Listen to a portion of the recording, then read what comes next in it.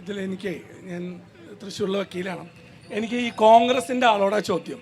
അദ്ദേഹം ഇവിടെ പറഞ്ഞു ഈ രാജൻ പല്ലൻ ഇവിടെ ഏറ്റവും നല്ല മേയറായിരുന്നു, അത് കഴിഞ്ഞ് 25 കൊല്ലം കൗൺസിലറായിരുന്നു. എൻ്റെ സിമ്പിളായിട്ടുള്ളൊരു ചോദ്യം, നമ്മൾ ഈ ചൂരൽമലയിലേക്ക് പോലെ തൃശ്ശൂരിലൊന്നും നിൽക്കട്ടെ, ഈ 5 കൊല്ലം പ്രതിപക്ഷ നേതാവായിരുന്നിട്ട് അതും 24 ഒരു സ്വതന്ത്രൻ 6 BJP, അങ്ങനെ ഇത്രയും സ്ട്രോങ് പൊസിഷനിൽ ഇരുന്നിട്ട് ഈ 5 കൊല്ലത്തെ ഏതെങ്കിലും ഒരു അഴിമതി അദ്ദേഹം ടേക്കപ്പ് ചെയ്ത് നിയമത്തിന് മുന്നിൽ കൊണ്ടുവരാൻ ശ്രമിച്ചിട്ടില്ല. 1.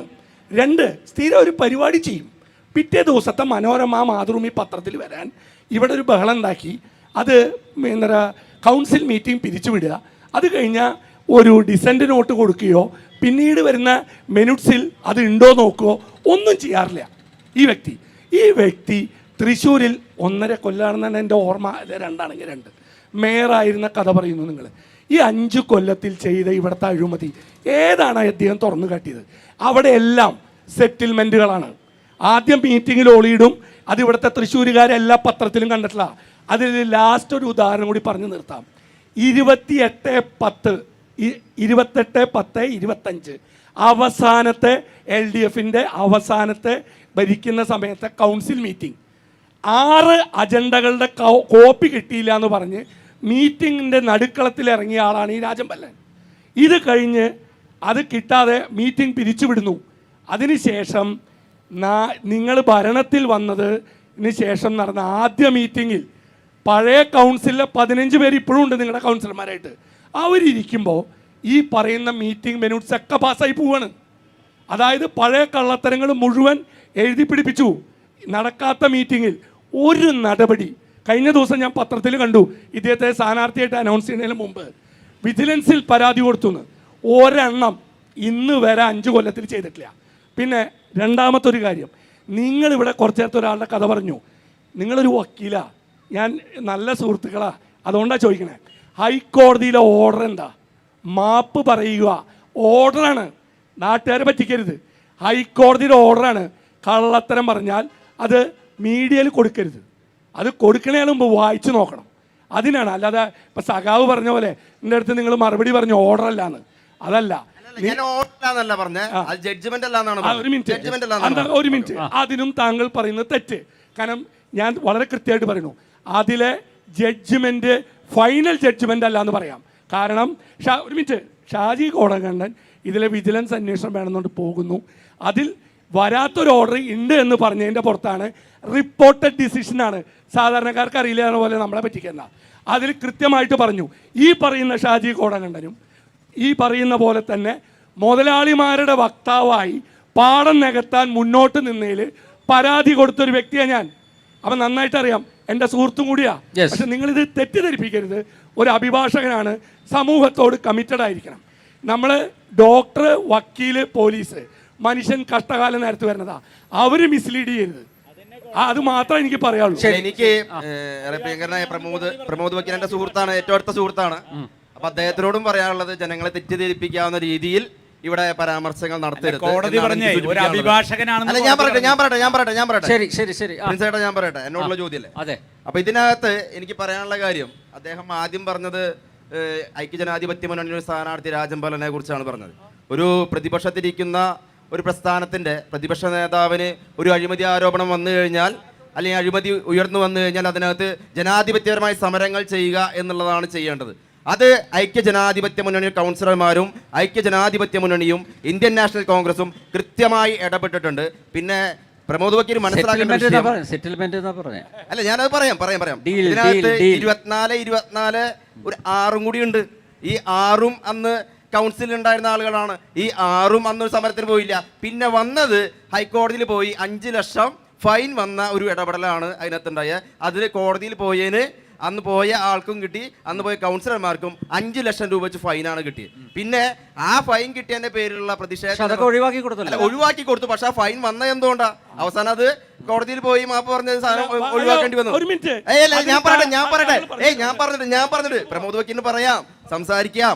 ഇത് കോടതി മുറിയല്ല ഇത്. അല്ല കൃത്യമായിട്ട് അതുകൊണ്ടാണ് ഞാൻ പറഞ്ഞു. ഞാൻ പറഞ്ഞതിന് ശേഷം സംസാരിക്കാലോ.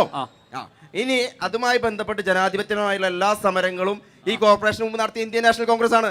ആ സമരരംഗത്തൊന്നും അന്ന് കൗൺസിലർമാരായിരുന്ന BJP-കാരെ കണ്ടിട്ടില്ല. അന്ന് പ്രതിപക്ഷത്തിരുന്ന പ്രതിപക്ഷ നേതാവായിരുന്ന രാജമ്പല്ല തന്നെയാണ് എല്ലാ വിഷയങ്ങളും ഇടപെട്ടിട്ടുള്ളതും. അല്ല സുശീൽ, ഇന്നലെ നിങ്ങൾ പാർട്ടിയിലേക്ക് തിരിച്ചെടുത്ത ഒരു പഴയ നിങ്ങളുടെ ഒരു കൗൺസിലർ ഉണ്ടല്ലോ, എന്താ പറയുക, ജയപ്രകാശ് പൂവത്തി, അല്ല ലാലി വർഗീസോ, ലാലി ജെയിംസ് അല്ലേ ഈ രാജൻ പല്ലനെതിരെ ഏറ്റവും കൂടുതൽ ആരോപണം? അവര് പറഞ്ഞെന്താ, എന്നോട് ഒരാൾ വന്ന് പറഞ്ഞു എന്നാണ് പറഞ്ഞത്. എന്നോട് ഒരാൾ വന്ന് പറഞ്ഞു എന്നാണ് അവർ പറഞ്ഞത്, അല്ലാണ്ട് അവർക്ക് നേരിട്ടുള്ള അറിവല്ലായിരുന്നു അന്ന്. അവർ അത് തന്നെ അന്ന് തന്നെ കറക്റ്റ് ചെയ്തിട്ടുണ്ട്. ലാലി ചേച്ചി അന്ന് തന്നെ കൃത്യമായിട്ട് പറഞ്ഞിട്ടുണ്ട്, എന്നോട് ഒരാൾ വന്ന് പറഞ്ഞു എന്നാണ് പറഞ്ഞത്. അല്ലാതെ അവർ നേരിട്ട് അറിഞ്ഞ കാര്യമല്ല അവരന്ന് സൂചിപ്പിച്ചിരുന്നത്. അത് അന്ന് തന്നെ അവർ ക്ലിയർ ചെയ്തുള്ള കാര്യമാണ്. അല്ല, ഒരൊറ്റ കാര്യം താങ്കളിപ്പോ പറഞ്ഞു, 5 ലക്ഷത്തിന്റെ കഥയൊക്കെ പറഞ്ഞു. എല്ലാ ജനങ്ങളും അറിയണം, എല്ലാവരും പത്രം വായിക്കണവരാ വക്കീലെ. 5 ലക്ഷം രൂപ ഹൈക്കോടതി പറഞ്ഞതിന് സുപ്രീം കോടതിയില് ഞാനുണ്ട്. അതില് 5 ലക്ഷത്തിൽ ഒരാൾ ഞാനാ, കൗൺസിലറല്ല. ഞാനടക്കം സുപ്രീം കോടതിയിൽ പോയിട്ട് അത് എടുത്തു കളഞ്ഞു. സുപ്രീം കോടതിയാണല്ലോ പരമോന്നത കോടതി. അതിനുശേഷം ഈ പറയുന്ന തട്ടിപ്പിലൊന്നും നിങ്ങളെയൊന്നും കണ്ടില്ല. ഈ കോൺഗ്രസിൽ ആരും, ഞാൻ പാർട്ടിപരമായിട്ടല്ല പറയണേ, ഞാൻ ഇതിലെ സ്ഥാനാർത്ഥിയെ കണ്ടില്ല, പ്രതിപക്ഷ നേതാവിനെ. ഈ പറയുന്ന വ്യക്തി ഇപ്പൊ 4 കോടി റുപ്യ കടം ഇപ്പോഴും കൊടുക്കാണ്ട് കോർപ്പറേഷന്, ബിനി ടൂറിസ്റ്റ് ഹോം നിങ്ങൾ പറയണേ, മനസ്സിലായ? അപ്പൊ എനിക്ക് പറയാനുള്ളത്, നിങ്ങൾ പറഞ്ഞോളൂ, പക്ഷേ ഇതിന്റെ മുമ്പിൽ നടത്തിയത് നന്നായി, അതിന് നന്ദി പറയണു.